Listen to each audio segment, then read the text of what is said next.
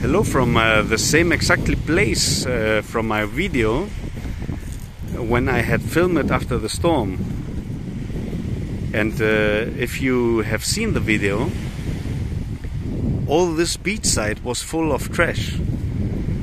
And many people and volunteers, and of course the city of Rethymnon, had cleaned up the beach. So this is how it is today. We have the 5th of December, and of course it's absolutely better.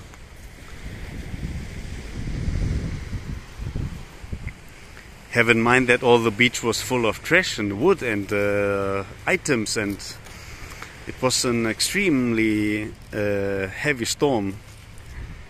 And for the next days probably the weather will be again not good. But they did a very good job here.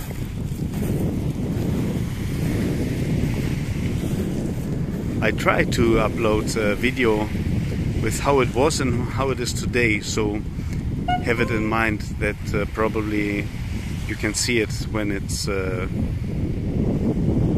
air. So many greetings from here.